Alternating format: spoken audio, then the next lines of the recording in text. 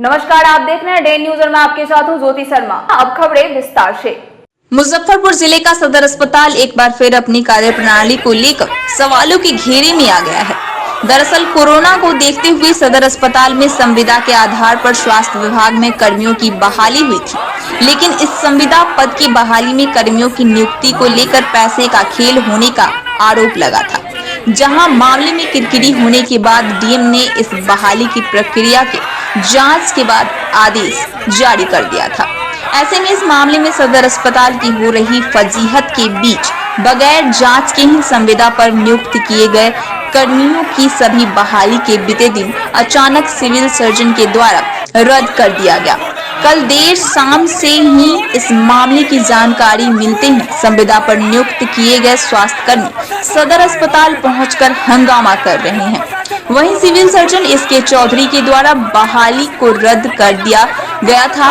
उनके द्वारा जारी किए गए लेटर में साफ साफ लिखा हुआ है कि कोरोना संक्रमण कम हुआ है, जिसके मद्देनजर बहाली को निरस्त किया गया है।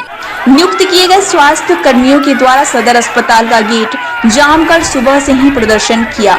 इस दौरान भारी हंगामा में हुआ।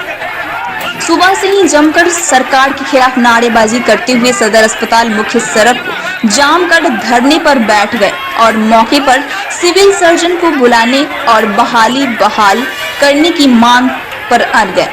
भारी विरोध के बीच civil surgeon doctor S K Chaudhary चाक चौबंद सुरक्षा व्यवस्था में सदर अस्पताल पहुंचे। उन्होंने आक्रोशित अभ्यर्थियों से बात करने का प्रयास भी किया, पर अभ्यर्थी कुछ भी सुनने को तैयार नहीं थे।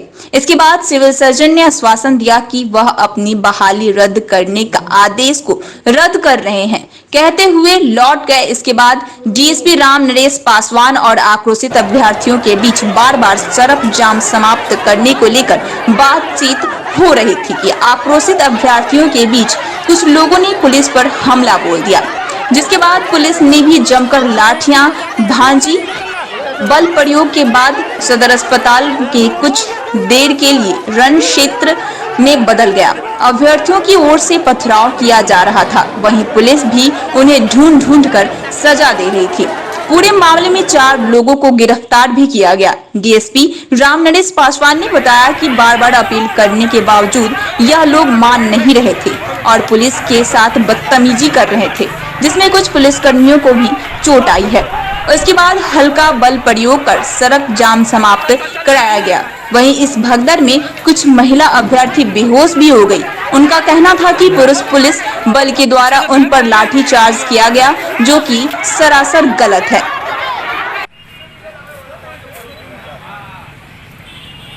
मुजफ्फरपुर का सदर अस्पताल हमेशा अपनी कुल व्यवस्थाओं को लेकर चर्चा में रहता है जी। ये कोरोना महामारी को लेकर यहाँ पर स्वास्थ्य सेवाओं के कर्मियों की बहाली जो निकाली गई थी, वो भ्रष्टाचार के आरोप के कारण रद्द कर दिया गया, जिसके बाद से कल देर शाम से जो अभ्यर्थी थे जिनकी चयन रद्द कर दी गई थी, उन लोगों ने कल देर शाम से ही सदर अस्पताल में हंगामा कर रहे थे। आज सुबह से वो लोग सड़क जाम कर, मुख्य सड़क है इसे जाम कर, वो लोग यहाँ पे धरना दे रहे थे। सिविल सर्जन भी यहाँ आए, उन्होंने उन लोगों को आश्वासन भी दिया कि आपकी बहाली जो रद्द की गई थी वो आदेश वापस लिया जा रहा है, आप लोग अपने अपने काम पे वापस लौटे। पर जो अभ्यर्थी थे वो नहीं माने और सड़क जाम कर लगातार जो धरना प्रदर्शन था वो चालू ही था, जिसको लेकर यहाँ पे पुलिस बल के द्वारा हल्का बल प्रयोग कर इसे खाली करवाया गया है। मुख्य सड़क जो सुबह से ही जाम थी वो अब खाली हो गई है। अभ्यर्थियों के साथ पुलिस बल की टूटू में अभी तक जारी है। क्या कहना है? जो अभी औरत पर हाथ उठाने का अधिकार नहीं है पुलिस को। औरत गार्ड को लाते मारने के लिए मारा है, बेहोश हो गई है। ये कहाँ का प्रशासन है? यहाँ का चुतिया है प्रशासन। सीए आकर आश्वासन दे दिए, उसके बावजूद आप लोग सड़क जाम कर रहे नहीं दे रहे हैं। लिखित देने में क्यों डर रहे हैं? आप लोगों के मेल पे भेजने का उन्होंने आश्वासन दिया है। कुछ नहीं दिया है, कुछ नहीं बोल रहा है। लिखित दे, जहाँ हम लोग को परमानेंट हो गया, आप लोग अपना अपना योगदान दीजिए, जाइए अपने अपने ड्यूटी पर। तो उसके बावजूद आप लोग धरने पे क्यों बैठे हुए? कहाँ है? कुछ लिखित दिया ही नहीं है। तो जैसा कि सुना आप लोगों ने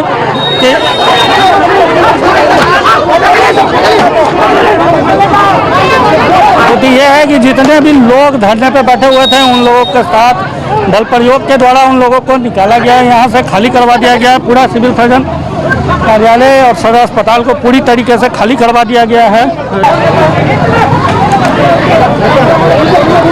पूरी तरीके से अफरा तफरी की स्थिति बनी हुई है। कुछ लोगों को गिरफ्तार भी किया गया है यहाँ पर, ठीक है। जैसे कि आप देख पा रहे हैं, जो लोग हंगामा कर रहे थे उन लोगों की अब गिरफ्तारी हो रही है।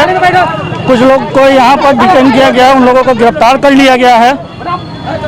सुबह से ही ये लोग धरने पे बैठे हुए थे और प्रशासन के बार बार अनुरोध के बावजूद ये लोग सड़क खाली नहीं कर रहे थे, जिसके बाद पुलिस प्रशासन ने हल्का बल प्रयोग कर इसे खाली करवाया है और 2-3 लोगों को अभी हिरासत में लिया गया है, जिन्हें महिला थाना की पुलिस द्वारा हिरासत में लिया गया है और उन्हें ले जाया जा रहा है। क्या आरोप लगा आप लोग पे? हम कुछ नहीं किए हैं, वहाँ पे बैठे हैं, हम बोले हैं, ये लोग अपने बचाने के लिए ले जा रहे हैं बस। ये लोग झूठ मूठ के हम लोग पर आरोप लगा है जो हमको पत्थर बांधा है, ये किया वो किया है, कुछ नहीं किए हैं। पथराव तो किया गया आप लोगों के द्वारा। चलो ऐसे करने पथराव तो किया गया सदर अस्पताल के भीतर। सर हम लोग नहीं किए हैं। वीडियो फुटेज में है कि आप लोग पत्थर चला रही थी भीतर से। नहीं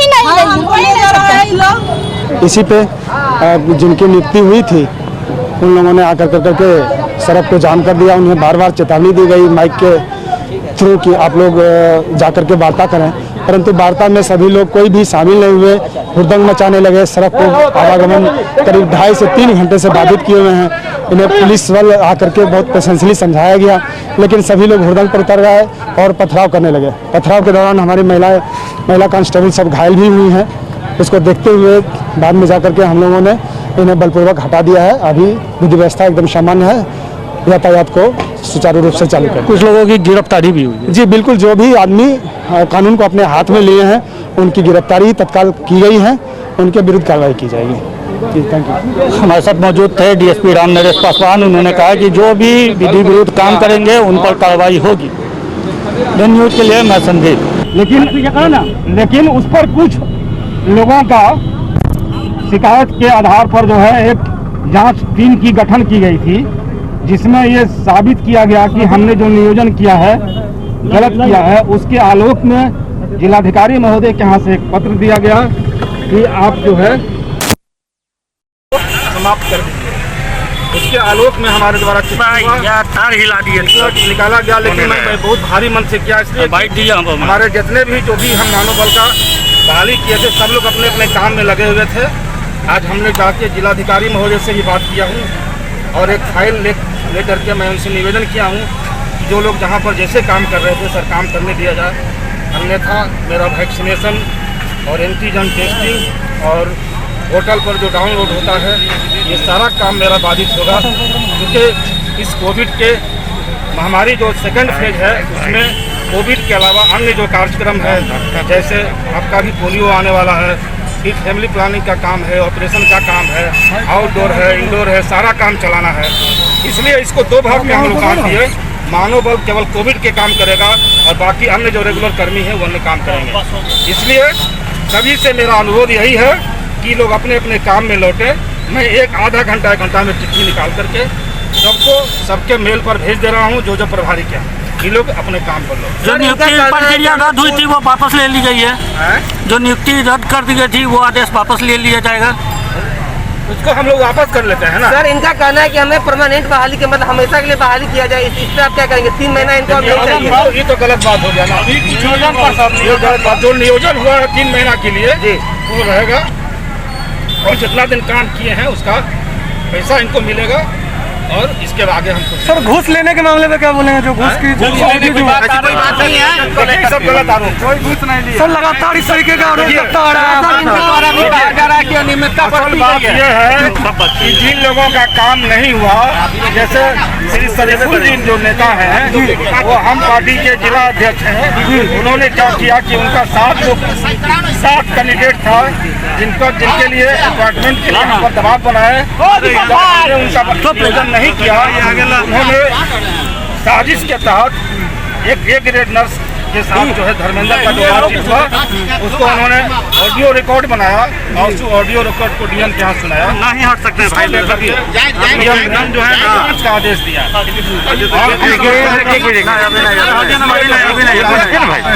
सर एमबीबीएस की बहाली में बीडीएस की भी बहाली की गई है, उसको लेकर एमबीबीएस के बहाली के दौरान बीडीएस की बहाली नहीं की, अभी कुछ नहीं, ये भी बात सब गलत। कर्जा थाना क्षेत्र से फरवरी महीने में शराब धंधेबाज के ठिकाने से 39.98 लाख रुपए और हथियार समेत अन्य सामान जब्ती मामले में 18 पुलिसकर्मियों पर प्राथमिकी दर्ज की जाएगी।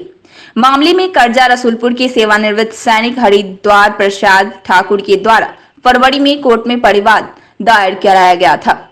सुनवाई के बाद एसीजेएम 5 नयन कुमार ने छापेमारी करने वाली टीम पर मारपीट, आर्म्स एक्ट समेत अन्य धाराओं में प्राथमिकी दर्ज कराने का आदेश दिया है।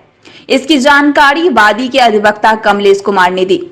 आरोपियों में कर्जा के प्रभारी थाना अध्यक्ष रह चुके बृजकिशोर प्रसाद यादव, एएलटीएफ के दरोगा रवि प्रकाश, दरोगा कुमार अभिषेक, सिपाही राहुल रंजन कुमार, गौतम कुमार, मिंटू कुमार, जितेंद्र कुमार, सुनील कुमार सिंह के अलावा 10 अज्ञात पुलिसकर्मी शामिल हैं। आपको बता दें कि यह वही बृजकिशोर प्रसाद यादव है जो वर्तमान में जेल में बंद है। इस पर शराब धंधेबाज से साठगांठ का आरोप लग चुका है। मामले में रेंज आईजी गणेश कुमार ने उसे इसी महीने बर्खास्त किया है। 26 फरवरी को दायर परिवाद पर सुनवाई के दौरान साक्ष्य के आधार पर एसीजेएम 5 कोर्ट में सीआरपीसी 156(3) के तहत प्राथमिकी का आदेश जारी किया गया। परिवादी हरिद्वार प्रसाद ठाकुर द्वारा कहा गया है कि जमीन बेचकर 52,04,000 रुपए घर में रखे हुए थे। 22 फरवरी की देर रात आरोपित पुलिसकर्मियों द्वारा जब्त कर लिया गया था।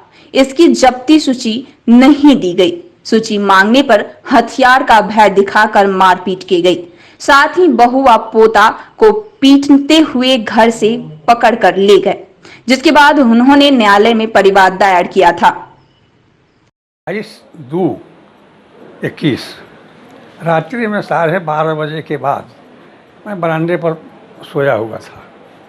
कुछ लोग आए और कहा कि ग्रिल खोलिए। हम कहे ग्रिल अभी नहीं खोलेंगे क्योंकि आज 3 दिन पहले बसना गांव में डकैती हो गया है, सबको बंद कर दिया गया है और सब लूट करके ले गया है, इसलिए सुबह होने दीजिए। हाँ, तो हम ग्रिल खोलेंगे। कहीं कि हम पुलिस वाले हैं। हम कहा कि ठीक है, गांव का लोग अगल का लोग आ जाता है, हम ग्रिल खोलेंगे, आप तलाशी लीजिएगा जैसे जो करना होगा। उसी पर उसने कहा कि हम ग्रिल तोड़ देंगे। हम कि ठीक है, आप तोड़ दो ग्रिल। इसी बीच में हमारी बहू बगल वाले कमरे में सोई हुई थी। डकैत का नाम जो मैं लिया तो उसमें पैसा रखा हुआ था 52,04,000, जो हम हवाई अड्डे किनारे मेरा ज़मीन है, जो कीमती ज़मीन है, उसमें से बहुत लोग बेचा है, लोग बना रहे हैं। हम भी शहर में मकान लेने हेतु उस ज़मीन को जो है से बेचने के लिए हम ये किया। जब इस डकैत का नाम सुन करके पीछे लगा हुआ है ग्रिल, वो चाहे कि खोल करके हम निकल जाए, नहीं तो लूट लेगा। इसी बीच पीछे से पुलिस जो है से कुछ लोग आ करके और बहू के हाथ से पेटी को छीन लिया। छोटा सा पेटी था टीन का, वो छीन करके और उसको ले आया और बहू के साथ ही बदसलूक किया। और हम जब विरोध किया तो पलंग पर हमको जो है से लेटा करके ये घुटना से, सब करीब 22, 25, 30 साल का लड़का था, वो जैसे लेकर के जान दिया हमको जैसे। अब हम 80 हो गए वहाँ पर। उसके बाद वो हट गया। हटने के बाद वो चाबी टंगा हुआ था, उसी से वो पुलिस वाले ग्रिल को खोल दिए। हम नहीं खोले, वही खोला क्योंकि सामने टंगा हुआ था, और सब प्रवेश कर गए। प्रवेश करने के बाद वो लोग जैसे घर में तलाशियाँ शुरू किया। उसके बाद पेटी को तोड़ करके और उसमें पैसा सब बना हुआ था, गड्डी लगा हुआ था, वो पैसा उसने देखा और देख करके रख लिया। हम विरोध किया। उसके बाद वो कहा कि नहीं, ये पैसा जो है से हम ले जाएंगे। उसके बाद हम उससे ये मांगा, जब्ती सूची हमको दीजिए। कहा कि आप थाना पर आइएगा तो जब्ती सूची हम देंगे जैसे। इनके द्वारा एक परिवाद पत्र मुख्य न्यायिक दंडाधिकारी मुजफ्फरपुर के न्यायालय में दर्ज किया गया है। और जिसको सुनवाई के लिए ACGM 5th श्री नयन कुमार जी के न्यायालय में स्थानांतरित कर दिया गया। और मामला इसमें इनके द्वारा मुकदमा किया गया है तत्कालीन थानाध्यक्ष कर्जा ब्रजकिशोर प्रसाद यादव एवं 8 अन्य पुलिसकर्मियों के खिलाफ, साथ ही 10 अज्ञात पुलिसकर्मियों के खिलाफ ये परिवार पत्र दायर किया गया है। घटना दिनांक 22/2/2021 की रात्रि में ये सभी अभियुक्तगण सादे लिबास में परिवादी के घर पर गए और ग्रिल खोलने को कहे। परिवादी जो स्वयं सेवानिवृत्त पदाधिकारी हैं आर्मी के, इनके द्वारा कहा गया कि भाई अभी रात्रि में हम दरवाज़ा नहीं खोलेंगे, आप लोगों को जो कार्रवाई करनी हो कल आइए। चूँकि इन लोगों ने उन्हें पुलिस पदाधिकारी नहीं समझा बल्कि डकैत समझ करके इन लोगों ने ग्रिल खोलने से मना कर दिया, इनकार किया। इस पर अभियुक्तगण ज़बरदस्ती ग्रिल तोड़ने का प्रयास करने लगे और जिससे भयभीत होकर के परिवादी की बहू और एक टीन के बक्सा में 52,04,000 रुपया रखा था, साथ ही साथ 200 ग्राम सोना का गहना स्वर्ण आभूषण था। ये सब को लेकर के चुपके से घर के पीछे वाले गेट से भागना चाहिए ताकि उस गहना पैसे को बचाया जा सके। जिस पर अभियुक्त गण पीछे के दरवाजे से घर में घुस करके उस महिला से, इनकी बहू से, वो टीन का बक्सा जिसमें कि सोना और पैसा रखा हुआ था उसको छीन लिए। उसके साथ इनकी बहू के साथ भी बदतमीजी किए। जब इनके द्वारा विरोध किया गया तो इनके साथ गंभीर रूप से मारपीट किया गया, यहाँ तक कि इनके वृद्धावस्था और इनके सेवानिवृत्त आर्मी पदाधिकारी होने का भी ख्याल नहीं करते बिना अभियुक्तगण के द्वारा इनके साथ बदसलूकी और मारपीट की घटना घटी। अगल बगल के लोग जब आ गए, जुट गए, तब उन्होंने अपना परिचय पुलिस पदाधिकारी के रूप में दिया। तब इनके द्वारा कहा गया कि आप जो सामान ले जा रहे हैं मेरे घर से उसकी जब्ती सूची दीजिए। उस पर उन्होंने फिर से इनको धमकाया, गाली गलौज किया, मारपीट करने पर उतारू हो गए। आप कहे कि हम अपने हिसाब से करेंगे, तुम्हारे कहने से हम जब्ती सूची नहीं बनाएंगे, और सारा सामान लेकर के हथियार के बल पर थाने को चले गए। और बाद में न जब्ती सूची दिए और उल्टे इन पर झूठा मुकदमा करके इनको जेल भिजवाने की धमकी दिए। तब परिवादी के द्वारा ये परिवार पत्र न्यायालय में न्याय के उद्देश्य से दायर किया गया। मामले की तहकीकात जांच पड़ताल करने के पश्चात न्यायिक पदाधिकारी के द्वारा प्रथम दृष्टया मामले को सत्य पाते हुए इसमें कर्जा थानाध्यक्ष को परिवाद पत्र के आलोक में प्राथमिकी दर्ज करने का निर्देश दिया गया है, अनुसंधान करने का निर्देश दिया गया है दंड प्रक्रिया संहिता की धारा 156(3) के तहत। शुक्रवार को कटरा थाना इलाके के धनौर गांव में संदिग्ध परिस्थिति में एक युवक की मौत हो गई। घटना के बाद परिवार के बीच कोहराम मचा हुआ है। मृतक की पहचान 24 वर्षीय विकास सिंह के रूप में हुई है। विकास ने अपने ही कमरे में पंखे से फंदा लगाकर खुदकुशी कर लिया है। बताया जा रहा है कि अपने परिवार को लेकर विकास काफी दिनों से तनाव में चल रहा था। मौके पर पहुंची पुलिस ने शव को अपने कब्जे में लेकर पोस्टमार्टम के लिए SKMCH भेज दिया है। वहीं कटरा पुलिस पूरे मामले की तफ्तीश में जुटी हुई है। बिहार में शराबबंदी हुए कई वर्ष बीत चुके हैं, बावजूद इसके अभी भी अवैध शराब का कारोबार धड़ल्ले से चल रहा है। शराब तस्कर नए नए हथकंडे अपनाकर शराब की तस्करी कर पुलिस को चुनौती दे रहे हैं। इसी क्रम में पुलिस ने गुप्त सूचना के आधार पर खुलासा भी कर रही है। ऐसा ही एक मामला सामने आया है जहां भारी मात्रा में शराब की बड़ी खेप एक डाक पार्सल लिखी गाड़ी से ले जाया जा रहा था, जिसकी भनक मद्य निषेध विभाग पटना को लग गई। जिसके बाद उत्पाद विभाग की टीम ने अहियापुर थाना क्षेत्र की बखरी में स्थानीय पुलिस की मदद से डाक पार्सल वैन से 211 कार्टून में लगभग 1870 लीटर विदेशी शराब जब्त की है। वहीं मौके से चालक और खलासी को भी गिरफ्तार किया है, जिनकी पहचान अमोद शाह और मुरली शाह के रूप में हुई है, जो मनियारी के शाहपुर गांव के निवासी है। साथ ही उन्होंने पूछताछ में बताया कि यह शराब झारखंड से लेकर जिले के बोचहां इलाके के मझौली ले जाया जा रहा था। इसी क्रम में पटना मद्य निषेध और अहियापुर पुलिस ने संयुक्त रूप से छापेमारी कर यह कार्रवाई की।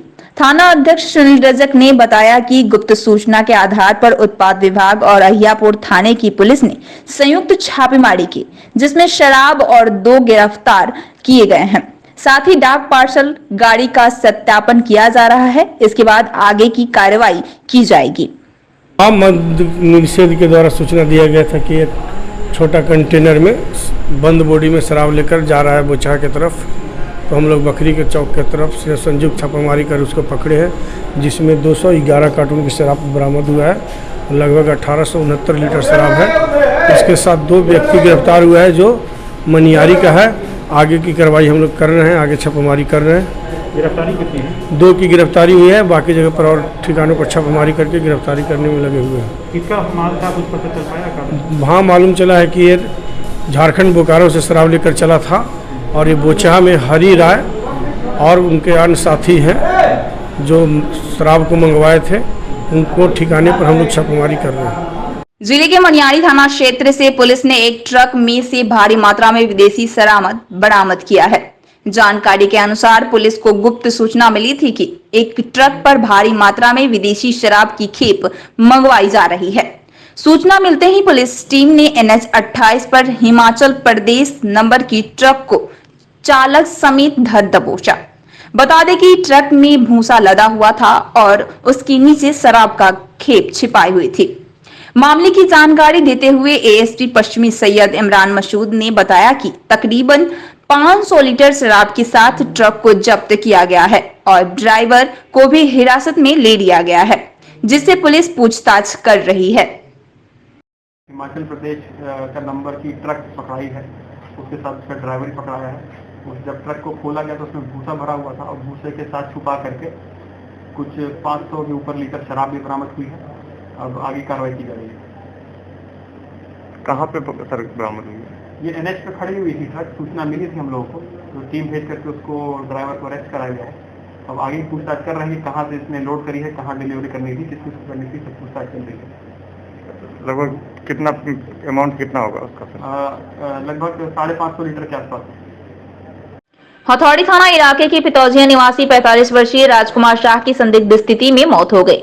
गुरुवार को उसी गांव के सड़क के किनारे अचेता अवस्था में राजकुमार शाह का शव बरामद किया गया। पुलिस ने शव को अपने कब्जे में लेकर पोस्टमार्टम के लिए SKMCH भेज दिया है। बताया जा रहा है कि राजकुमार शाह प्रतिदिन शराब का सेवन करता था। गांव में ऐसा चर्चा है कि जहरीली शराब पीने से राजकुमार शाह की मौत हुई है। हालांकि पोस्टमार्टम रिपोर्ट आने के बाद मौत का स्पष्टीकरण हो पाएगा। फिलहाल पुलिस पूरे मामले की तफ्तीश में जुट गई है।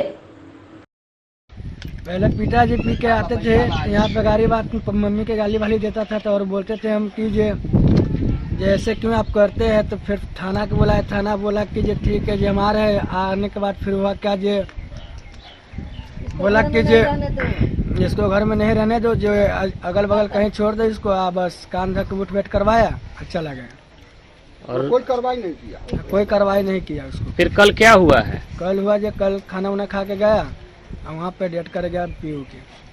मामला है जो दारू पी के जाता है, दारू पी के आता है, दारू पीता है तो उसको पुलिस का खबर किए है। पुलिस आया दूरा पर पुलिस आया है, उसको देख के छोड़ के चल गया है। कहीं कहा है कि जब पी के आता है तो घर में नहीं टपने दो, इसको घर में से भगा दो। बताइए, घर में दारू पी के आएगा तो गार्जियन के कहाँ भगा देगा? क्यों दारू वाला के कोई कंट्रोल करेगा पुलिस है? तो फिर क्या हुआ? पुलिस कुछ नहीं हुआ, उसको काम देकर उठ बैठ करा दिया, पुलिस चल गया। हम लोग रुपया नहीं दिए तीसरे, वही लिए चल गया। कल क्या हुआ फिर? कल क्या हुआ? कल क्या खाना उना खा के गया हुआ, दारू पिया हुआ पर चौके पर मर गया। चौक पर दारू पिया। अब किसको घर में पीता है 4 आदमी, पहले तो सब घर दारू बेचता है। कहाँ पर? जिया बाजार पर मरा तो वहाँ चौके पर मरा। नेपाल द्वारा छोड़े गए पानी के पहुंचते ही साहिबगंज में गंडक नदी का जलस्तर में भारी वृद्धि हुई है। अब यह पानी लोगों के घरों में प्रवेश करने लगा है। लोग सुरक्षित स्थल की तलाश में घर द्वार छोड़कर ऊंची जगहों पर शरण ले रहे हैं। शुक्रवार को जिलाधिकारी प्रणव कुमार ने बाढ़ प्रभावित क्षेत्रों का दौरा किया। उन्होंने माधोपुर, हजारी, बंगरा, निजामत, देवसर, असली, पहाड़पुर, मनोरथ, रूप छपड़ा, हुस्सेपुर और हुस्सेपुरती पंचायत के लोगों को अलर्ट करते हुए घर छोड़कर ऊंचे स्थान पर चले जाने का आग्रह किया। पानी बढ़ने से किसानों के समक्ष मवेशियों के चारे तथा रख रखाव की समस्या बढ़ गई है। लोग तिरहुत तटबंध का शरण लिए हुए हैं। जिलाधिकारी से लोगों ने जल्द से जल्द सामुदायिक किचन, फूड पैकेट और बाढ़ राहत कार्य प्रारंभ करने की मांग की है। बाढ़ को लेकर के जिला प्रशासन की क्या तैयारी है? देखिए, बाढ़ को लेकर के कल हम लोगों ने औराई, कटरा, गायघाट के तटबंधों का निरीक्षण किया और जहाँ जहाँ सामने दर्शनीय स्थल है, वहाँ काम चल रहा है। तटबंध पूरी तरह से सुरक्षित हैं। आज हम लोग साहेबगंज और पावी के तटबंधों का निरीक्षण कर रहे हैं। तटबंध पूर्णतः सुरक्षित है, लेकिन तटबंध के अंदर नदी के साइड में जो वार्ड हैं, वहाँ गंडक नदी में जो जल प्रवाह आया है तो कुछ वार्डों में पानी घुसा है। उसके लिए हम लोग नाव की व्यवस्था कर रहे हैं और विशेष लगवाए जा रहे हैं और स्थिति पर लगातार नियंत्रण है। जहाँ जहाँ सड़कें टूटे वहाँ पर जिला प्रशासन सर पूरी तरह से बाढ़ के लिए तैयार है सर? जिला प्रशासन पूरी तरह से बाढ़ के लिए तैयार है और खुद आज मेरे द्वारा स्वयं निरीक्षण किया जा रहा है। मेरे साथ एडिशनल कलेक्टर आपदा, कार्यपालक अभियंता जो बाढ़ नियंत्रण प्रमंडल के इस क्षेत्र के हैं, इसके कार्यपालक अभियंता ग्रामीण कार्यभाग जिनके द्वारा सड़कों को लिखा जाना है, ये सभी लोग मुस्तैद हैं। सीओ वीडियो देख रहे हैं। जहाँ जहाँ आवश्यकता है नाव चलाई जाएगी, पॉलिथीन से खुलवाए जाएंगे, खाने की व्यवस्था करनी है, खाने की व्यवस्था की जाएगी। तो सभी तैयारियाँ पूरी हैं और हम लोग किसी भी व्यक्ति को कोई प्रश्न नहीं। कोरोना को लेकर मुजफ्फरपुर में बहाल हुए सैकड़ों स्वास्थ्य कर्मियों ने शुक्रवार को सदर अस्पताल गेट के पास जमकर हंगामा किया। इस दौरान पुलिस ने भीड़ को शांत करने के लिए लाठीचार्ज भी किया। अपनी मांगों को लेकर प्रदर्शन कर रहे स्वास्थ्य कर्मियों पर पुलिस द्वारा लाठीचार्ज के विरोध में राजद के जिला अध्यक्ष रमेश गुप्ता ने सरकार पर तीखा प्रहार किया। साथ ही सरकार को इस मामले में संज्ञान लेकर दोषी के खिलाफ उचित कार्रवाई करने की बात कही। राजद जिला अध्यक्ष रमेश गुप्ता ने कहा कि नीतीश सरकार में जो संविदा कर्मी है सब पर लाठीचार्ज होते आया है। साथ ही कहा कि बहुत ही दुर्भाग्यपूर्ण रहा है महिलाएं जो नर्सेस हैं और जो युवा काम कर रहे हैं उन पर लाठीचार्ज और एमबीबीएस डॉक्टर को संविदा पर रखकर चिट्ठी निकाल देना कि हम आपको हटा रहे हैं। यह पूरी सरकार पर हास्यास्पद स्थिति है। से लेके मुजफ्फरपुर तक चाहे डिस्ट्रिक्ट में जहाँ भी हो सब पर लाठीचार्ज होते आया है। चाहे आंगनबाड़ी सेविका सहायिका हो, चाहे शिक्षा मित्र वाले हों, चाहे स्वास्थ्य कर्मी हो। लेकिन मुजफ्फरपुर और बिहार का अभी जो कोरोना महामारी के बीच में सरकार का एक नोटिफिकेशन आया था कि डाटा ऑपरेटर से लेकर डॉक्टर को संविदा पर बहाल करेंगे, कोरोना में कार्य लेंगे। कोरोना में कार्य लेने के लिए 1 महीना से इन लोगों को कार्य ले रहे थे, लेकिन आज हमने अखबार में देखा कि डीएम ने जांच करके कुछ गड़बड़ियां हुई जिसके चलते उन्होंने कैंसिल करने का काम किया। आज उन लोगों ने पुनः जाकर कहने का काम किया कि भाई हमको आपने संविदा पर लिया था और संविदा पर लिए थे, हमारी क्या गलती है जो हमको हटा दिए। हम कोरोना काल में कोरोना मरीज से लेकर सबका जांच और किट और सबको इंजेक्शन दिलवाने और उसका डाटा तैयार करने का काम हम करते थे और आप एक तनी में हटा दिए 740 आदमी को और आपने कह दिया कि जिस दिन हमने आपकी पोस्टिंग की उसी दिनों से मैं आपको हटा दिया हूँ। तो ये तो गलत बात थी। उन लोगों ने धरना प्रदर्शन करने का काम किया, अपनी बातों को रखने का काम किया कि भाई हमको आपने जिस तरह से पोस्टिंग करने का काम किया वैसे ही हमसे काम लीजिए और पैसा दीजिए। लेकिन आज बहुत दुर्भाग्यपूर्ण रहा कि उन लोगों पर लाठीचार्ज, महिलाएं जो नर्सेज है उन पर लाठीचार्ज, चाहे जो लड़के लोग उसमें काम कर रहे हैं उन पर लाठीचार्ज, या डॉक्टर को संविदा पर रखे, एमबीबीएस डॉक्टर को संविदा पर रख के और चिट्ठी निकाल देना कि हम आपको हटा रहे हैं। ये हास्यास्पद स्थिति है, पूरी सरकार की हास्यास्पद स्थिति है। अभी डॉक्टर कहीं नहीं है, कहीं आपका स्वास्थ्य कर्मी नहीं है, सब जगह पोस्ट खाली है और उसमें आप इस तरह से कर रहे हैं। ये तो हास्यास्पद स्थिति है और इस पर सरकार को संज्ञान लेना चाहिए, चाहे जिला पदाधिकारी हो, चाहे सीएस हो। जिन लोगों की इसमें गलती है उन लोगों पर कार्रवाई होनी चाहिए। कौशल विकास और उद्यमशीलता मंत्रालय भारत सरकार की ओर से कोविड-19 हेल्थ केयर फ्रंटलाइन वर्कर्स के विशेष प्रशिक्षण हेतु वीडियो कॉन्फ्रेंसिंग के माध्यम से प्रधानमंत्री नरेंद्र मोदी द्वारा बिहार के 10 जिलों में शुरुआत की गई। इसी कड़ी में जिले के कांटी प्रखंड क्षेत्र स्थित प्रधानमंत्री कौशल विकास केंद्र लर्नेड स्किल लिमिटेड केंद्र में वैशाली सांसद वीरा देवी की मौजूदगी में शुरुआत की गई। कोविड-19 क्रैश कोर्स समूचे देश में 1 लाख युवाओं को ट्रेंड करेगी, जिसमें इस कोर्स में शामिल युवक युवती को 21 दिन का क्लासरूम और 3 महीने की किसी अस्पताल में ट्रेनिंग होगा। देश भर में कुल 111 केंद्रों पर इसका संचालन किया जाएगा। बिहार में 10 जिलों में इसकी शुरुआत की गई है।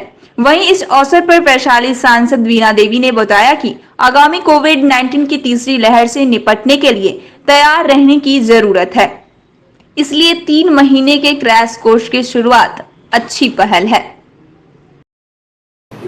कहना चाहेंगे कि अभी तीसरा लहर बाकी है जो आने वाला है, तो इस ढंग से ट्रेनिंग करवा रहे हैं, तो हमारे जो बच्चे लोग हैं वो ट्रेनिंग कर लेंगे तो आगे जो कोई तकलीफ नहीं हो। इस बार इतना महामारी आया, हम लोग ज़्यादा तैयार नहीं थे, अभी तैयारी के साथ ही बच्चे लोग, तो उस समय इतना घटना नहीं घटे, तो ये तैयारी चल रही है, बच्चे हमारे लोग ट्रेनिंग ले रहे हैं। किन किन बातों को प्रधानमंत्री जी ने उद्धृत किया है? ऐसा प्रधानमंत्री जी कहा है जो 2 गज दूरी मास्क जरूरी, हमारे जो ट्रेनर लोग हैं ट्रेनिंग ले रहा है, ऑक्सीजन कैसे है, थर्मामीटर कैसे लगाना है, ऑक्सीजन के लिए वेंटिलेटर पर कैसे है, क्या करना है, सभी चीज का ट्रेनिंग यहाँ दिया जाता है। शुक्रवार को जिला परिषद मार्केट स्थित भाजपा जिला कार्यालय में भाजपा किसान मोर्चा के द्वारा कोरोना टीकाकरण जागरूकता अभियान रथ को भाजपा जिला अध्यक्ष रंजन कुमार के द्वारा हरी झंडी दिखाकर रवाना किया गया। इस दौरान किसान मोर्चा के जिला अध्यक्ष उमेश पांडे सहित कई भाजपा कार्यकर्ता मौजूद रहे। मोर्चे के जिला अध्यक्ष उमेश पांडे ने बताया कि टीकाकरण अभियान को सफल बनाने के लिए जन जागरूकता बेहद अहम है, जिसे लेकर आज यह रथ रवाना किया गया है। भारतीय जनता पार्टी किसान मोर्चा के द्वारा कोविड-19 में वैक्सीनेशन के लिए जनता को जागरूक करने के लिए एक रथ जिला किसान मोर्चा के द्वारा निकाला गया है, जो कि मुजफ्फरपुर जिले के तमाम गांव-गांव में जा कर के और उस पर एक संदेश है माइक के द्वारा दिया जा रहा है। और मेरा भी संदेश है कि सभी जनता एक जनता अपना यह कर्तव्य समझ करके जहां भी वैक्सीनेशन सेंटर हो वहां पर जा कर के सब लोग सुई लें, ताकि हम लोग कोविड को मात दे सकें।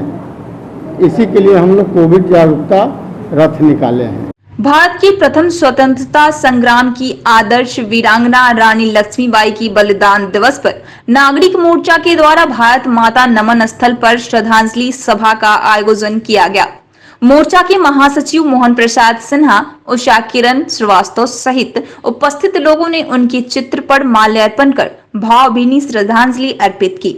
मोर्चा के महासचिव मोहन प्रसाद सिन्हा ने कहा कि झांसी की रानी लक्ष्मीबाई ने न केवल भारत की बल्कि विश्व की महिलाओं को गौरवान्वित किया है।